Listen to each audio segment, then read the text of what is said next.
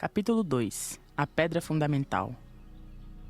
Recostado à proa de uma velha canoa, Pedro descansava de uma rápida e nostálgica pesca. Rápida porque satisfatória, nostálgica porque prodigiosa. E é de senso comum que o efeito do assombro, embora intenso, é tão fugaz quanto o sabor de uma fruta muito degustada. Sim, não era estranha ao pescador a força férrea de algumas leis. Embora a embarcação ou o banzeiro agitasse, os olhos cerrados do pequeno e a pureza de um meio sorriso esboçado em seu rosto curtido de sol não enganavam. Ele ressonava a bubuiar, tão submerso em si quanto sua avó ao se afundar na rede à sombra do pé de cajá. "Não já tá bom de preguiça, curumim?" disse-lhe o pai. "Por que não me ajuda com essas tralhas?" Pedro não ouvira. Se ouviu, fingia não ouvir. O vento maroto ali acarinhara os ondulados cabelos, negros como negra é a noite em que a lua se esconde por detrás das nuvens invernais.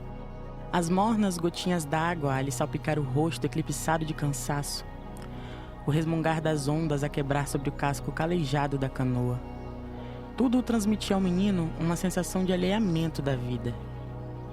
Pedro navegava em outras margens, guiado pela vontade sem vontade de outras águas, diversas daquelas que açoitavam o barranco de Natividade, ameaçando engolir a comunidade e a todos que nela habitavam. Nem por alto nem por baixo. Pedro deslizava por entre meio. Era o caminho mais seguro para não se perder de casa, dizia-lhe o pai. Sempre ladeando o rio, Pedro. Nunca perca ele de vista. Ele conhece o caminho de casa. O menino não se atrevia a tomar qualquer atalho.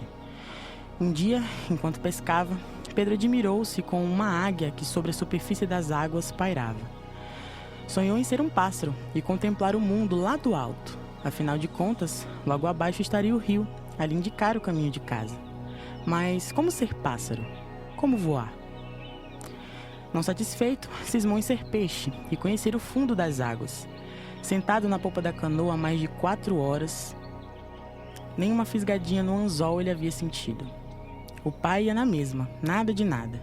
Pedro então lhe disse: "Seria tão fácil pescar se eu fosse um peixe." "Ora, menino, se você fosse peixe não pescaria, seria pescado? Que ideia!" respondeu-lhe o pai, rindo calado. "Mas eu não chegaria nem perto de iscas como essas." O pai ria que não ria, desejoso de descobrir até onde iria aquele peixe fora d'água. Ia se alimentar como? Após muito avaliar, Pedro lhe respondeu: "Eu ia comer folhas e frutos, assim não caía na tentação de mariscar vermes e aço."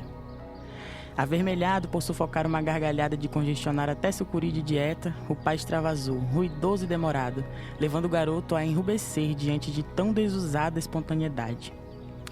Zeca não se deixava ser assim espreitado. Era bravio, turvo, fechado. Suas águas eram escuras, rompantes sufocados nelas parasitavam. Nosso herói estremeceu. Não compreendia o que se passara com o pai, mas percebeu. Algo se processava em seu ser, sensível e irreversível. Foi o bastante para redefinir coordenadas há muito fixas em sua cabecinha afeita apenas às mudanças naturais. Após a risada e o subsequente estranhamento, ribombou o silêncio. No entanto, a ideia de viajar por baixo, como escamado, não o abandonou de imediato. Se o rio conhece o caminho de casa, qual o risco de viajar dentro dele, ao invés de navegar sobre ele, imaginava. Mas como? E para respirar?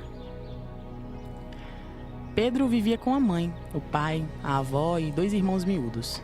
Para o garoto, a mãe e a avó eram seres de água verde esmeralda. Quando o sol estava a pino e as mulheres estendiam as roupas recém-lavadas no varal de corda, ele viu que ninguém mais via, embora não soubesse que só ele via o que via. Como frágeis teias de aranha, relanceadas por entre as pétalas de uma flor do deserto, os corpos das 2 senhoras eram atravessados pelos raios solares. Conforme Pedro comprimia a visão, tentando ao máximo extrair da revelação algo de familiar, via correr dos esboços iluminados, em cardumes incandescentes, peixes de todas as formas e cores, a nadar, a saltar, a mergulhar. Era isso. Os corpos de mamãe e vovó, ele dizia a todos, são rios de cor verde esmeralda, por onde flamejam piracemas. Em casa, a todos assustava o dizer do pirralho, ou a quase todos. Como aquilo podia ser possível? Talvez fossem devaneios de menino encantado. Por certo, algum ser do rio ou da floresta encantou o pescador, E agora ele começava a sentir a tal influência sobre si, pensava a mãe. É preciso cuidado com o menino, Zeca. Esse negócio de ficar em beira de rio, igarapé, em meio de mata, sei não. Tenho medo, dizia ela, assustada. A gente vê cada coisa aqui em Natividade. Conversa, Ruth. Desde moleque vive embrenhado em mata. Isso de menino encantado em cobra, cobra encantada em menino, não me desce, sentenciou o pai. A avó, que atenta ouvia, nada dizia, mas deixava escapar dos lábios murchos um sorrisinho de quem tudo entendia. O menino, diante da abertura, se enchia. Ela sabe, dizia ele, de si para si. Sim, ela sabia, mas fazia que desconhecia. Ao fingir não saber, ela tudo compreendia, porque o segredo para se conhecer o mundo, ela afirmava, é nunca se fechar ao mundo. Ser bobo é condição para conhecer. Quem não quiser entender, bobo não precisará ser. Mas ver, necas, nada. Conseguirá, no máximo, fingir saber. Assim, foi-lhe apresentado um dos mais arcaicos axiomas comunitários. Já eram 3 os ensinamentos. Logo mais já seria um homem, Pedro pensava. Não seria. Roçando as pedras, muito se engrartem a cobra de realizar caso deseje romper a gaiola da epiderme. Mas, bobagem. Ele bem o sabia, apenas fingia não saber. Estava sendo bobo. Tentava compreender o mundo sob um outro prisma, mais a bubuia, menos a nado. Enquanto no rio Ruth lavava roupa e, em um fogão a lenha, a avó moqueava um pescado no terreiro da Biboca, Pedro cuidava dos irmãos menores. Os caçulas receberam os nomes de Esaú e Jacó. Ruth ficara indecisa entre Rômulo e Remo, preferência de Zeca, que ouvira ainda menino a história dos fundadores de um antigo império, que assim se chamavam.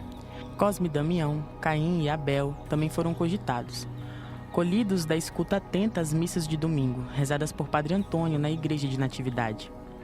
A responsável por calar o dilema foi a avó, bem mais experiente em seriedades dessa natureza que tem, no fiar da eternidade, repercussões inimagináveis. Vaticinara a sábia senhora. Às margens deste serpenteado carreiro d'água, Esaú e Jacó despencaram do céu, qual chuva que renova os charcos. Não por acaso, nasceram sob o signo da água, enquanto Pedro nascera sob o signo da terra. Embora gêmeos, Esaú e Jacó eram como os rios Negro e Solimões. Formavam uma mesma força, mas só se curvavam aos próprios rancores. Nem quando comprimidos no alabastro emborcado, os pequenos se sentiam amalgamados. Pedro acreditava serem os irmãos provenientes das águas barrentas. Eles cresciam densos e violentos. Na noite em que os gêmeos nasceram, um grande abalo sobre a natureza se abateu. As dores de parto sacudiram Ruth de tal maneira, incidindo sobre o ambiente em redor de tal forma que o rio recuava e avançava, em pequenos intervalos, mas com extrema violência, sobre a terra em que estava fincado o lar familiar. As águas depositaram no quintal da casa um número espantoso de cobras, sapos e musgos do rio, ao mesmo tempo em que retiravam para si, de regresso, canteiros, sandálias, tigelas e outros objetos adormecidos no torrão doméstico. Assim foi tragado o estridente emissário das manhãs de pouca e muita claridade. Aquela noite o ar esteve tão denso, com nuvens convergindo com tanta pressa e intensidade sob um céu descamado, que a enevoada lua, embora cheia, minguou de forma inexplicável. Tudo prenunciava tempestade, mas nenhuma gota d'água se lançou sobre a comunidade. Aos gritos de Ruth, uniram-se os sons mais agourentos e horripilantes da mata. Toda a floresta parecia festejar a chegada de um novo sátiro. Ninguém em casa observou os estranhos detalhes, mas a natureza soou seus alarmes e eles repercutiram, indiferentes a olhos atentos ou ocupados. Enquanto a mãe clamava à Virgem por ver-se livre das sementes, essas não se resolviam sobre quem rebentaria primeiro. Uma logo medrou, mas germinada a segunda, ao serem arranjadas uma ao lado da outra, ao alcance da mãe, quem disse que a jardineira se lembrava qual dos rebentos havia despontado primeiro? Quem deveria ser Esaú? Quem deveria ser Jacó? Eram idênticos. Abriam e fechavam os olhos numa sincronia desconcertante. Choravam em uníssona nota, com igual frequência, e estancavam o pranto ao mesmo tempo, como se obedecessem a uma mesma vontade. Frente à confusão, decidiu-se pelo silenciamento de questões menos urgentes. Firmaram então uma mesma hora de nascimento para ambos os irmãos, às 23 horas de uma sexta-feira. E quanto ao referido dia, eles pouco se atentaram. Mas a sexta-feira era temida por seus sortilégios. Dar à luz em um dia como esse? Nem é uma ideia. Caso o estrangeiro não desejasse cruzar a fronteira no dia do descanso ou no dia do divórcio da luz e das trevas, cabia aos pais mandar chamar o padre de modo que ele assistisse ao parto e trabalhasse para manter as forças não humanas afastadas do sol nascente e da lua poente. Mas ninguém se deu conta disso. Aliás, Ruth, Zeca e Pedro nada maldaram, mas a avó sim, percebeu. Ela a tudo atendia, mas fingia que nada entendia. Esaú e Jacó cresceram próximos, mas não se suportavam. Quando Ruth delegava a Pedro a responsabilidade de cuidar dos irmãos, e ela sempre o fazia, a preocupação não recaía em algo de externo aos caçulas, como o risco de um acidente, mas na própria proximidade entre eles. Odiavam-se desde o ventre. Quando um deles se agarrava ao tão ansiado momento de sugar o leite materno, fresco e revigorante, cuidava em secar o peito de modo a deixar o irmão sofrer a privação da fome e da sede. Mas não logravam êxito. A fonte nunca secava. Já o apetite, esse sempre minguava. Num certo dia, por pouco uma tragédia não aconteceu. Deu-se o caso em uma sexta-feira. Sempre ela, a mãe de todos os segredos. Era dia, mas o sol, de cansaço, esmorecia. Seus raios perdiam o vigor escaldante dos meios-dias. A luminosidade que até então convidara os olhos a esquadrinhar transitava de um tórrido alaranjado para um melancólico róseo. As aves tornavam aos ninhos como a se preparar para o ansiado bater de asas do cansaço. Ao sentirem a proximidade da noite, estribuchavam-se os peixes. Faceiros, eles saltavam e rodopiavam, confiantes na sacralidade do entardecer. Esaú e Jacó brincavam, apartados à beira do rio, em frente ao terreiro da casa. Pedro vigiava-os, mas surpreendia-se a plainar por entremeio, na bubuia de águas claras, tons verde esmeralda. Ruth recolhia as roupas do varal. Cheiravam a anoitecer, ela falava. Zeca guardava a canoa e as tralhas de pesca, agradecido à providência por ter fisgado alguns cascudos no lago. Na rede, a ava cochilava um soninho santo e sossegado. Esaú e Jacó ainda à margem das águas. A lua não havia despontado. De repente, um grito dissipou o silêncio branco em que se refugiava o instante. A mãe deitou ao chão as roupas e, afoita, corria. O pai abandonou a canoa e também corria. A avó retornou do reino do sono. Não correu. Benzeu-se. Pedro abriu os olhos, mas não houve tempo para esboçar qualquer reação. Ficou espantado ao descobrir a razão do grito angustiado da mãe. Das águas barrentas do rio emergiram 2 cobras d'água, enormes. Uma de cor esverdeada, muito viscosa, outra de cor negra, assustadoramente brilhosa. Elas corriam sobre as águas em direção aos garotos, entrelaçando-se uma na outra de modo que pareciam, em alguns relances, uma só cobra, com 2 cabeças. Esaú e Jacó deram por elas, mas não se intimidaram, esperaram. Pareciam divertir-se com os estranhos seres que se aproximavam. As cobras, num salto, alcançaram-nos, mas o pânico se mostrou desmesurado. As inimigas dos calcanhares não atacaram os gêmeos, como se cogitara. Longe disso, eles rodeavam os pequenos, enlaçando-os em um abraço fraterno, forçando-os a unirem seus corpos numa proximidade tal que nem no ventre eles sentiram igual. As cobras subiam e desciam por seus corpos, dir-se a desejarem fundi-los em uma única matéria. Pedro assistia a tudo embasbacado. Nada entendia. Parecia seduzido pelo inesperado. Ele só voltou a si quando a mãe, enfim, alcançara os pequenos, já livres dos seres viscosos. Estes, ao pressentirem a chegada dos pais, escorreram de volta para o rio, céleres como um raio, a cintilar sobre as águas cor de terra enlameada. A lua já grisalhava a terra. Ruth só os pôde alcançar, nada mais. Tombou prostrada aos pés de Esaú e Jacó. O susto foi demasiado a nervos tão pouco acostumados às transparências do real. Ela voltou para casa nos braços de Zeca. Os gêmeos entreolhavam-se, demonstravam de alguma forma se comunicar, transmitir entre si um saber particular. Enfim, se entenderam. Desse momento em diante, não mais se odiaram. Pedro ruminava, mas a nenhuma explicação arrazoada chegava. Com um copo de chá na mão, a avó apareceu de pronto. Prestativa, cuidava da pobre mãe desfalecida. Olhava de soslaio para os enluarados. Ela entendia, e como tremia, temia. Em seu ser, algo se processava. Pedro percebeu, mas nem isso compreendeu. Casos como esse eram comuns em Natividade. Histórias semelhantes corriam de boca em boca desde o dia em que a comunidade foi fundada. Ninguém desejava ser partícipe, nem como coadjuvante, de uma dessas narrativas, mas sabia-se, morador ou visitante, ninguém estava livre de certas influências. Por conta disso, os mais velhos estabeleciam regras de convivência que sobreviveriam ao tempo.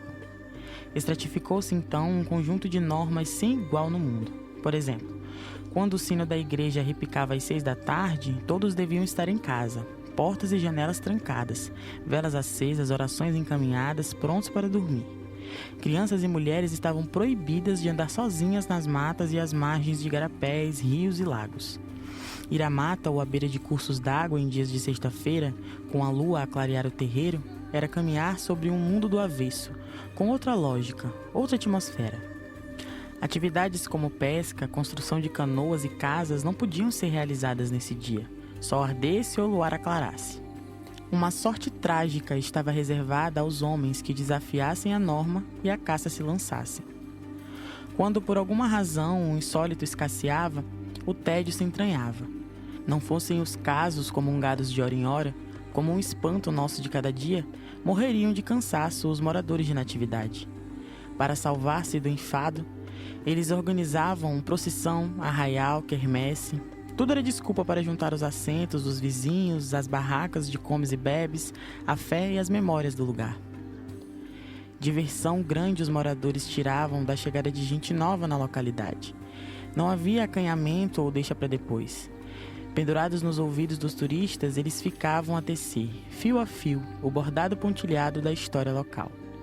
Ninguém permanecia indiferente a tanto dizem, contam, relatam. É claro, a maioria desacreditava de imediato. Achavam todo aquele narrar uma forma simpática de receber os recém-chegados. Imaginavam ser um costume local arquitetado com o objetivo de manter afastados os de outro lado. Mas a desconfiança logo se dissipava. Era soar o sino das 6. Pronto. Não se avistava viva alma na comunidade. Um silêncio retumbante. Estava consumado. Os visitantes emergiam, mesmo a contragosto, em outra realidade. A partir de então, eles seriam testemunhas de tudo quanto ali se descortinasse. No outro dia, cedo, lá se encontravam os moradores, retomando o fio da meada, a tecer. Desmanchavam um ponto, abriam outro, nunca findavam o bordado. Espessa colcha se formava.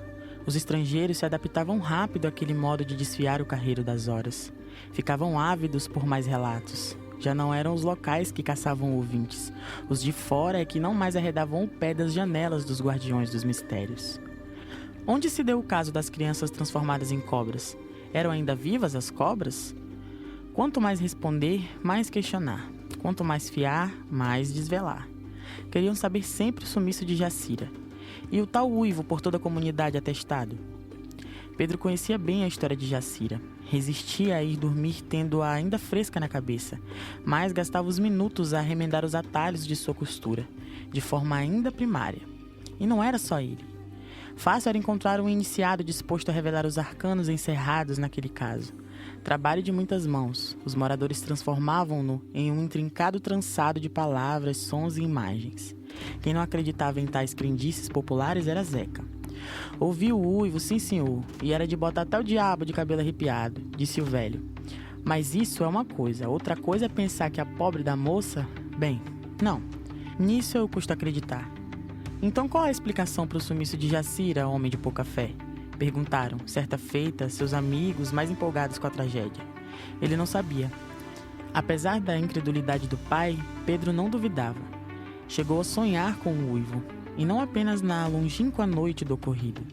Em noites posteriores, aquele trovão gutural foi o seu mais fiel era uma vez. O menino acreditava em muitas outras histórias. Ainda não dominava o abecedário, mas já conhecia de cor e salteado as miçangas que formavam o colar de memórias da formosa natividade. A maioria delas recolhida da avó, alma mor da comunidade. A paciente senhora só as contava ao neto. Não lhe pedia segredo sobre o conteúdo dos casos, mas exigia sigilo absoluto sobre a procedência dos relatos. "Tirou de onde essas tontices?" perguntou-lhe um dia o pai. "Ouvi por aí, papai", respondeu-lhe Pedro, temeroso de ser descoberto. "Pois trate de acabar com o papaguear dessas bobagens. Não quero saber de maluquices e esquisitices aqui em casa. Entendido, Pedro?" "Sim, senhor." Mas era esforço baldado. Nascido o dia, lá se ia o bem-te-vi, saborear os quitutes da vovó e regurgitá-los aos filhotes, atrás da igreja, nos domingos em que as famílias se reuniam para assistir à missa. Uma portentosa enxurrada de crianças ávidas por ir à igreja tomou Natividade, para a surpresa do padre. As mães deram glórias a Deus e à Virgem pelo gracioso germinar de fé no coraçãozinho dos rebentos, e assim, espontâneo e tão de repente como planta selvagem nascida em copa de árvore, sem intervenção humana nenhuma. Mas a verdade era outra, e bem mais arrazoada. De selvagem, a plantinha nada revelava. O jardim era cultivado com o mais afetuoso e laborioso esmero. Pedro era um exímio jardineiro. Novo dia, nova pescaria. As tralhas já organizadas na canoa. Pedro procura o remo. Zeca seleciona as iscas. Ruth lhes prepara uma refeição rápida para o caso de sentirem fome. Quando os homens da casa saem para pescar, nem adianta esperar. Não há hora certa para voltar. "Vamos por onde, papai?" indaga Pedro. "Vamos subir o rio até o Eldorado. Compadre me disse que o lago esturra de peixe e dos graúdos." Pedro fica admirado. Desconhece o Eldorado. Mais ainda, é estranho. Em todos esses anos acompanhando o pai nas pescarias, descendo e subindo os rios, varando igarapés e lagos, nunca sequer ouvira falar no tal lago. Mas sorri do nome. Imagina o possível significado. Diz de si para si, compassado: Eldorado. Ensaia perguntar ao pai o porquê do nome. Muda de ideia. Ele não saberia. "Tudo pronto, papai?" "Certo, vamos saindo." Já o sol põe para cantar as aves. No longe já se vê o bocejar do astro. Deve ser 5 horas da manhã. Zeca sempre acorda cedo em dia de pesca. Ele acredita ser esse o melhor horário para fisgar uns peixinhos abobalhados. Ao romper da aurora, os nadadores acordam sonolentos e, por isso, não trazem muito apurado o faro. Se vem uma minhoca ou algo parecido com uma, nhoque-nhoque, mordem-na de imediato. E aí é só puxar a linha, aprontar a isca e preparar-se para puxar outro escamado. Ao enfrentar a corrente contrária das águas em sua tranquila caminhada, a canoa deixa atrás de si o rastro de sua passagem. Conforme ela sobe, as águas dividem-se em 2 lados. Pedro adentra em uma terceira margem, indo de Bubuia por outras paragens. Enquanto as águas barrentas nas quais deslizam os pescadores se ocultam em ondulados tons de lama lavada, as águas em que Pedro margeia, de tom verde esmeralda, são límpidas e claras. Elas permitem ao menino navegar com tranquilidade sobre um corpo aquático translúcido, quase sem delimitações observáveis. O menino deixa-se levar embalado pelo rememorar das histórias contadas pela avó. Recria-as ao livre deslizar do caminho em que as águas o conduzem.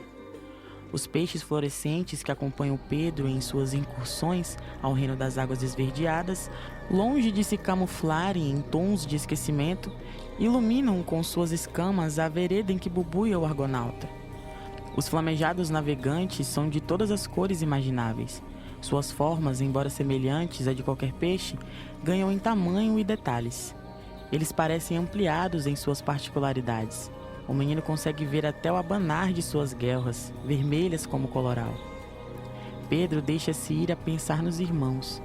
Dá aos fatos testemunhados no fatídico dia em que as cobras d'água apareceram no terreiro de casa, um desfecho melhorado, mas apropriado aos seus ímpetos de senhor das águas. Ao ouvir o grito desesperado da mãe, Pedro aparece, montando majestoso em um peixe dourado. Ele deve se chamar Eldorado, é isso. Armado com um tridente prateado e muito afiado, recebido das mãos da própria mãe d'água. De pronto, ao avistar as cobras ganhando terreno, Pedro corre em socorro dos irmãos. Salta, avança, aponta seu tridente, perfura, pisoteia, torna a avançar, mas são vãos os esforços do herói. As cobras arrancam os pequeninos para o fundo das águas. Ainda lhe é possível acompanhar o gorgolejar do rio por onde vão arrastados Esaú e Jacó. Nada mais pode fazer. Não, ainda resta algo a se fazer. Mais que depressa, Pedro reconforta a mãe aflita e lhe garante o retorno dos gêmeos. Mas como, meu filho, se eles foram arrastados para o fundo do rio? Diz-lhe Ruth entre soluços capazes de deixar em pedaços até um coração de aço. Irei até lá resgatar meus irmãos, mamãe. A senhora se esqueceu dos poderes que tenho sobre as águas? Trarei de volta os enluarados, arremata orgulhoso da fala. Ruth alegra-se. Deseja apertar com 1000 abraços o herói, mas não há tempo a perder. Pedro deve iniciar sua jornada rio adentro, ainda neste fim de tarde. Uma parada necessária lhe atrasa a partida imediata. Precisa conversar com a avó. Consultá-la acerca dos perigos que enfrentará em sua viagem é indispensável. Não se desvie do seu caminho, não aceite qualquer presente ofertado pelos habitantes do rio e nunca se esqueça dos seus irmãos. Diz-lhe a avó ao cobri-lo com o mais afetuoso olhar já lançado sobre um herói. São esses os conselhos que lhe ofereço. Se você não os desprezar, triunfará. No entanto, se os ignorar, para casa nunca mais regressará. Nosso herói tudo ouve, com redobrada atenção, mas não entende o porquê de... Acorda, Pedro. Não vê que já chegamos? Te ajeita nessa canoa, diz-lhe o pai, já assado com a moleza do moleque.